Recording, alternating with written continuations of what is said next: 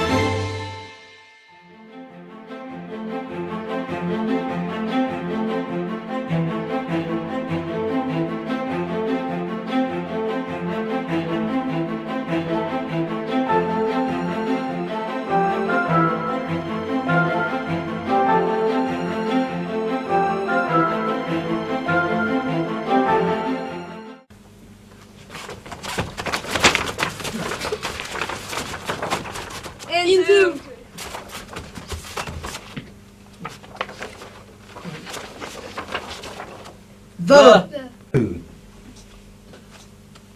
the Z-O-N-E zone. Into the zone.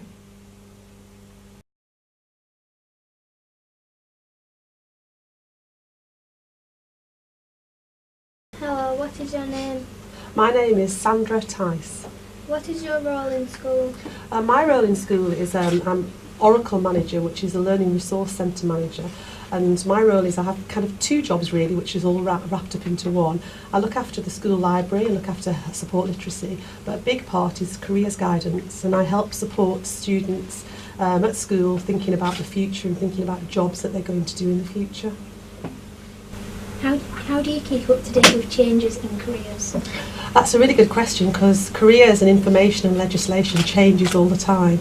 I do an awful lot of reading. I'm a member of some careers organisations, so I get quite a lot of emails and briefings that I keep up to date with. So I do a lot of reading, and I also network, which is sort of meeting other people that do similar jobs that I do in other schools, and network and meet with them. I do quite a lot of training, if there's an opportunity to do some training, find out what's going on, what changes are going on as well. So yeah, it's something that I'm always doing. We call it in staff sort of continuous professional development. That's a big part of my job really, is making sure that what I'm giving is up-to-date and accurate information to young people. Hello, what is your name? My name is Mrs. West, Lynn West. I'll give you my first name. What is your role in school? Say that again. What is your role in school? My role in school is I teach design technology, so I teach resistant materials and I teach graphics, and I'm also head of year 9. Okay. What's your top 3 tips for year 7s about choosing options? Oh, now, top 3 tips.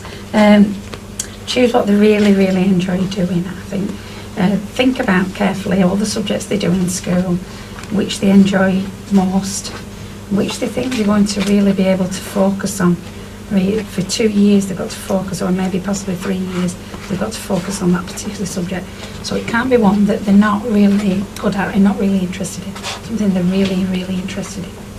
Tip 2, think about what they like doing outside school. Maybe they're involved in some drama clubs, or maybe they're involved in singing or dancing. Maybe they can go along that route, and maybe they like helping Dad put up some shelves at home, things like that. Think what they'd like to do, really, things they enjoy doing at home. And tip number 3, think about what jobs, maybe jobs you see on television, or maybe family members that have got exciting jobs that you fancy doing. Ask them how they got there. Ask them. I know you can't ask somebody, a famous celebrity on television, but if you can ask family members, or look on the internet and find out how to get to that job, and maybe then look at the options that are available. Hello, my name is Bradley Ellis. So, Dov, can I ask you some questions? Absolutely. What did you do when you left school? When I left school, I went to Laban, which is one of the best dance schools in England, renowned for its specifically contemporary and jazz styles of dancing. Did you play any instruments at all? Yes, I did. When I was 13, 14, I used to play the saxophone. Found it very hard, though, and I gave up when I was about 16 and concentrated a bit more on my dancing. What music did you play on your saxophone? Jazz, of course. I mean, everyone knows that jazz and saxophone go together hand in hand. Jazz. So yeah, that's a good question. What is your favourite job? My favourite job? Oh, I think God, these are asking me some hard questions. My favourite job, okay, to encapsulate all in one, would be creative and performing arts. Because I like dancing, singing, drama, photography, film. So I think if you put it under one umbrella as performing and creative arts, I'm really happy to say that's my favourite job. Good question though. Have you worked in any exciting places?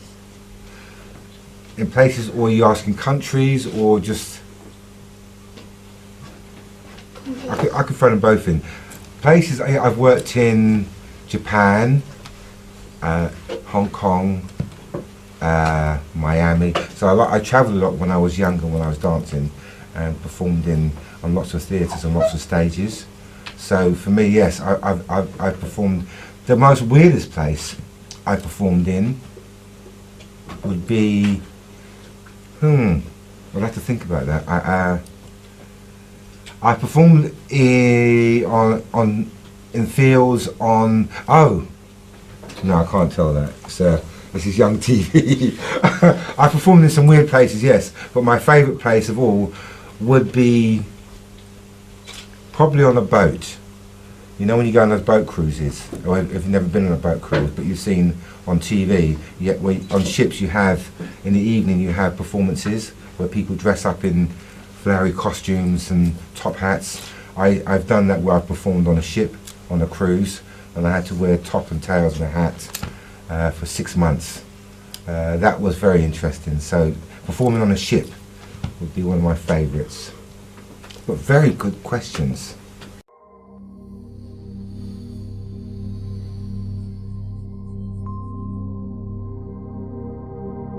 If you're not sure where, we can put it in the right direction. We just need to know it's the rule. It's best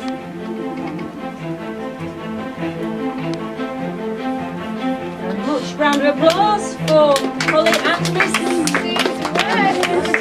Okay. Right, So now we're going to do the 3.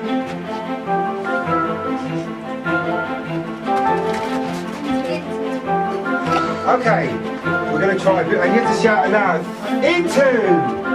But what I want you to do is kind of be a bit confused at first into where you're going, your positions. Are you with me? And then you can get it right. Because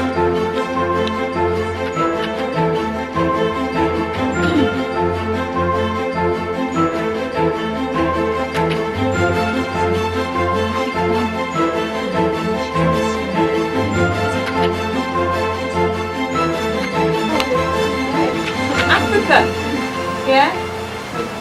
So that's something to look up, Eritrea. Anyway, so find out something about him.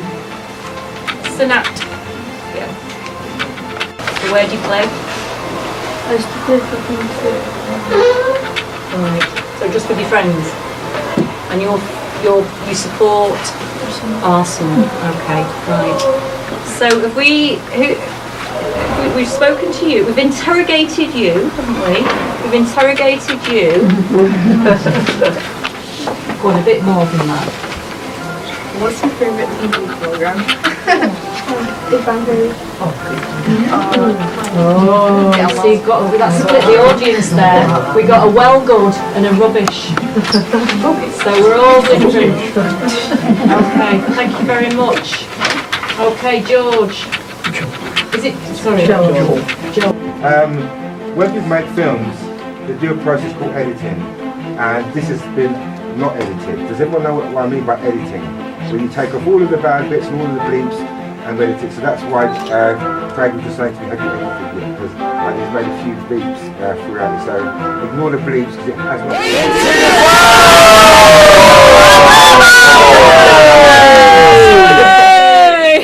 not. Okay.